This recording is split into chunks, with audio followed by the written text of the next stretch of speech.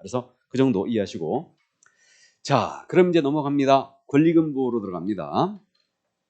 지금 637쪽이죠. 권리금 보호에 대한 내용인데, 일단 그 권리금 계약이 있거든요. 권리금 계약은 뭐냐면 신규 임차인이 되는 자가 임차인에게 권리금을 지급하기로 하는 계약을 말한다.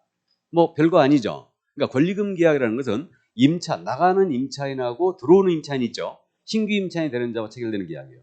임대인과 임차인 사이에 체결되는 계약이 아니에요. 이게 권리금 계약이고. 자, 그럼 권리금에 대해서 이제 보호를 하는데, 이때 임대인입니다. 임대인은 임대차 종료 몇 개월 전부터? 6개월 전부터 임대차 종료 시까지 임차인이 신규 임차인이 되는 자로부터 권리금을 지급받는 것을 방해해서는 안 된다. 이게 그랬습니다. 그래서 6개월 전 밑줄 쫙 그어놓고 방해하면 안 된다. 다만 갱신요구 거절 사유에 어느 하나 해당되어 있다. 갱신요구 거절 사유에 해당되어 있는 때는 그러하지 아니하다. 마지막에 써 있죠. 이게 그래서요. 3기 차임을 연체한 적이 있잖아요. 권리금 보호한다 안 한다? 안 한다는 얘기예요. 이해되시죠? 그래서 이거 3기 차임 연체를 절대 하면 안 됩니다. 그래서 갱신요구 거절 사유에 걸려 있으면 권리금 보호하잖아요. 그러면 자, 넘어가 보죠. 교재.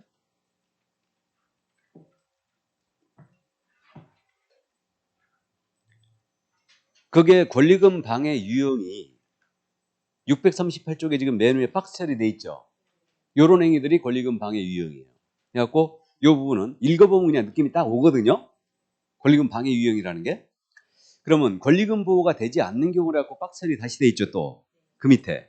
그래서 그 다음의 어느 하나에 해당하는 경우는 임대인이 임차인이 주선한 신규 임차인이 되려는 자와 임대차 체결을 거절할 수 있는 정당한 사유가 있는 것으로 보아 권리금 보호가 인정되지 않는다 이랬어요. 그러면 권리금 보호 규정, 그러니까 신규 임차인을 주선을 했어요. 임차인이.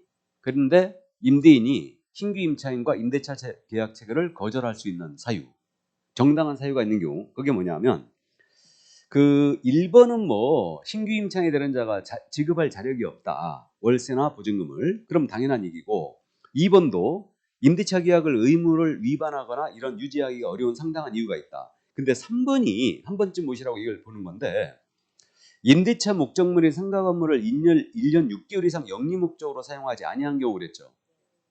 1년 6개월. 밑줄 쫙 긋고.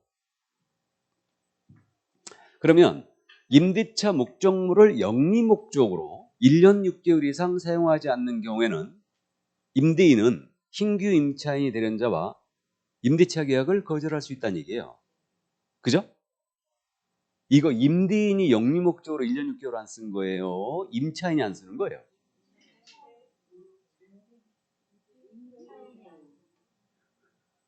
네, 그럴까봐 물어봤어요.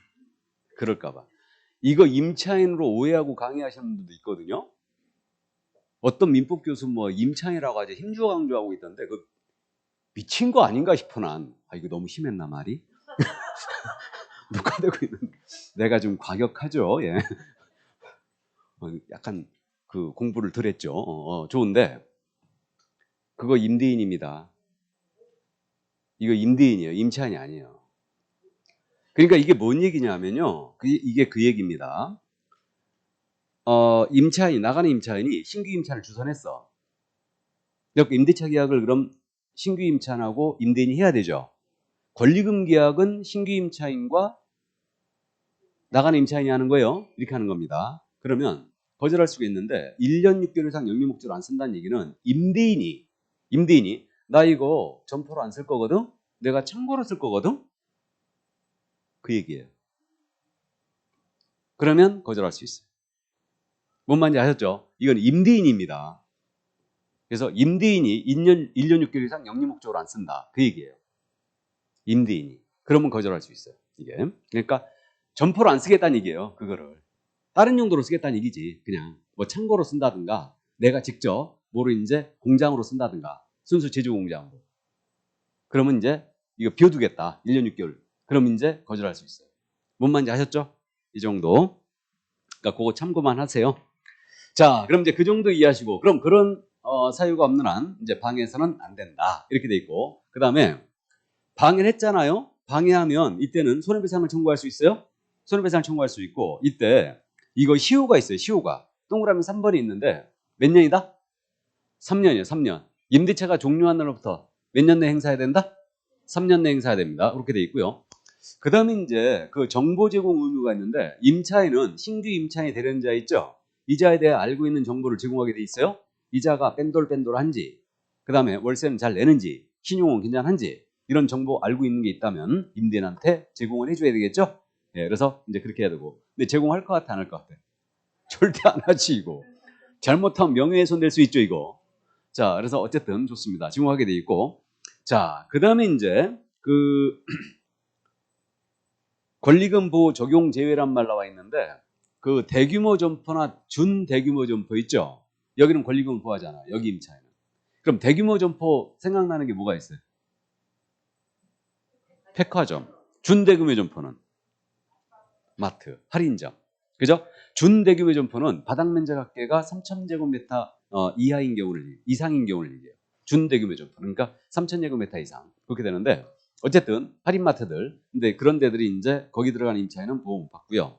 다만 전통시장 있죠. 전통시장은 준대규모 점포에 해당하거든요. 근데 전통시장의 임차인은 권리금 보호 받습니다. 전통시장은 제외예요. 그다음에 임대인이 국가나 지방자치단체나 공공기관이었죠. 그럼 국공유재산이었다. 거기 들어간 임차인은 권리금 보호받지 못합니다. 근데 이거 신기하게 우리가 공산주의 국가도 아닌데 국가는 보호해줘야 되는 거 아니야? 그죠? 나라니까 보호를 해야 되는데 어쨌든 국공유재산은 제외입니다. 그래서 이렇게 돼 있고, 자, 그다음 거기 표준 권리금 계약서 작성이란 말 나와 있죠.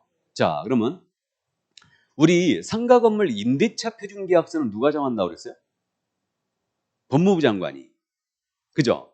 상가 건물 주택임대차 계약서, 이거는 전부 다 담당자이 법무부 장관이니까 표준 계약서를 법무부 장관이 정하는 거야. 근데 권리금은 상가거래 부수하는 거죠, 지금. 권리금은. 그러니까 누구다? 국장이야. 주의해야 됩니다. 권리금은 상가거래 부수예요. 그러니까 부동산 거래 부수하니까 국장이 법무부 장관과 협의하여 표준계약서를 정하고 그 사용을 권장할 수 있다. 감 잡았어요? 그래서 그렇게 이해해 두시고, 자, 그다음 권리금에 대한 기준도 고시하는데, 요건 기준은 다시 앞으로 가요. 337점에 337페이지에 권리금 기준 고시라고 양과로 3번에 있죠? 권리금 평가 기준의 고시. 그것도 누구다? 기준, 국장이다. 그래서 권리금에 대한 기준도 국장이 고시하는데, 고시해 놓은 거 아직 못 봤습니다. 자, 그래서 이 정도. 그래서 국장이다. 권리금에 대한 표준계약서는 법무부 장관과 협의하여 국장이 정하여 사용을 권장할 수 있다. 됐죠? 그 정도 이해하시고 넘어갑니다. 이제 그러면 이제 그 밖의 사항이에요. 상가 건물 임대차 표준계약서 말씀드렸어요. 법무부 장관이 국장과 협의하여 정하여 사용을 권장할 수 있다고 돼 있죠. 법무부 장관이다 이거. 그래서 헷갈리지 말고요. 넘어갑니다. 차임 증감 청구권. 요것도 이제 우리가 단순 기사항인데, 주임법과 구조는 똑같은데 상임법도 증액 제한이 5% 제한이에요. 근데 숫자가 표현이 있죠. 숫자 표현이 다른데 주임법은 20분의 1을 초과할 수 없다고 돼 있거든요. 상임법은 100분의 5. 100분의 5나 20분이나 같은 말이죠, 이거. 그러니까 어쨌든 100분의 5로 돼 있고, 그럼 5% 제한인지 똑같이 5% 제한을 하고 있는 거예요. 그래서 증액 후 1년은 다시 증액하지 못하고요. 그냥 똑같고. 그 다음에 보증금을 월세로 전환시키는 거예요. 상임법은 연 1할이푼이에요. 연 1할이푼은 12%죠. 그래서 12% 또는 한국은행 공시 기준금리에 이거는 곱하기 4.5예요. 4.5배라고 그랬죠. 그러니까 배란 말은 곱하기죠, 이거. 곱하기 4.5 중 낮은 비율을 초과할 수 없다. 그러면 현재 한국은행 기준 공시 기준금리가 지금 3.5%죠. 연 3.5%예요. 그러면 12% 넘었네. 맞죠? 그러니까 낮은 비율을 초과해 전환하지 못한다 그랬으니까 지금 연 12%를 못 넘기는 거죠. 지금 보증금을 월세로 전환시킬 때. 주임법은 이 숫자 어떻게 됐어요? 여기 연 10%. 주임법은 10%. 그 다음에 또는 한국은행 공시 기준금리의 주임법은 더하기 2%였어요. 중 낮은 비율을 초과하지 못한다. 숫자 기억하세요. 주임법은 연 몇 프로? 10% 또는 한국은행 공시기준금리에 더하기 2%. 상임법은 연 12% 또는 기준금리에 곱하기 4.5예요. 그래서 주임법도 원래 곱하기였는데 이게 기준금리가 올라가면 곱하기로 뭐 쭉쭉 올라가니까 더하기로 해놓은 거예요. 그렇게 바꿔놓은 건데 어쨌든 좋습니다. 숫자 기억하시고. 자, 그 다음에 이제 전대차 준용이 나옵니다. 상가는 전대차가 많죠. 전대차가 많다 보면 이건 적법 전차인도 이제 보호를 받고 있는데 임대인의 동의를 받은 전대차를 얘기합니다. 그러면 갱신요건 대위 행사할 수 있다는 거 꼭 기억해 두셔야 돼요. 작년에도 이거 물어봤는데 그래서 전차인은 임차인의 계약갱신 요건을 대위 행사할 수 있습니다. 보호되고 있고 전차인도 증액 제한 규정 있죠. 5% 제한, 월세 제한 시율 제한 규정 이거 보호됩니다. 보호되고 있고요. 이게 그 다음에 전차인도 3기 차임 및 연체했을 때 계약을 해지할 수 있다. 이 규정 보호가 됩니다. 권리금 같은 건 전차인한테 보호 안 해요. 왜 그러냐면 임차인을 보호하고 있거든. 그러니까 전차인까지도 권리금을 보호할 필요가 없었다. 그러니까 전차인도 이 규정은 보호가 된다. 그래서 특히 갱신요건 대위 행사할 수 있다는 거, 증감 청구권 이 정도는 이해해 주시고요. 자, 그다음에 상가건물 임대차 분쟁조정위원회가 있는데 이 분쟁조정위원회에 대해서는 지금 현재 주임법과 완전히 똑같습니다. 이것도. 그래서 분쟁조정위원회는 법률구종단 지부, 그다음에 토지공사 지사, 그다음에 한국부동산원의 사무소에 둔다예요. 둔다. 여기는. 그다음에 이제 위원장은 호선하게 돼 있고 그다음에 5명 이상 30명 이내인데 여기 위원은 임기가 3년이라고 그러죠. 특이하게. 그러니까 위원회들 임기가 전부 다 2년이었는데 여기만 딱 3년이에요. 이렇게 딱 돼 있고 그다음에 60일 내 분쟁 조정 마치게 돼 있고 그다음에 이제 조정안이 나오면 14일 내에 수락의 의사 표시 안 해버리면 조정을 거부한다고 그래요. 거절한 것으로 본다고 했어요.